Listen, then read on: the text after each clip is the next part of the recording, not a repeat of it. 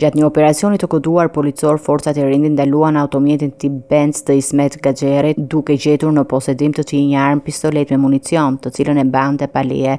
39 vjeçari u arrestua menjëherë për veprën penale të mbajtjes pa leje të armëve, ndërsa policia njofton se operacionet për parandalimin e krimit armatosur vijojnë intensivisht. Gaxheri nuk është një emër i panjohur për autoritetet. Ai ka qenë i përfshirë në ngjarjen e Linzës në vitin 2015, ku u vra Anton Nikaj. Sipas hetimeve të asaj kohe, Gaxheri kishte shoqëruar Nikajin dhe ndërhyri gjatë një përleshje që më pas rezultoi fatale për Nikajin. Gaxheri vetë u plagos gjatë incidentit, duke marrë goditje në pjesën fundore të pistoletës, ndërsa Nikaj u qellua në qafë dhe humbi jetën menjëherë. Në ngjarje ishte përfshirë edhe Ervis Martina, i njohur si mbreti i lojrave të fatit, i cili rezultoi i zhdukur që nga gushti i vitit 2022. Pretendime dyshohen se kishin lidhje me një borxh prej 20.000 eurosh mes Gaxherit dhe Martinajt, por të cilat më vonë janë mohuar nga veti plagosuri. Gjykata e apelit ka konfirmuar më vonë se vrasja e Nikajt u krye nga Emiliano Tashu, si rezultati i dhunës së përbashkët mbi Nikajin dhe Gaxherin, duke shtuar kompleksitetin e këtij rasti dhe lidhjeve të tij me rrjetin e krimit organizuar. Arrestimi i sotëm i Gaxherit rikthen vëmendjen e autoriteteve dhe publikut mbi aktivitetin e tij kriminal dhe sfidat e sigurisë në kryeqytet.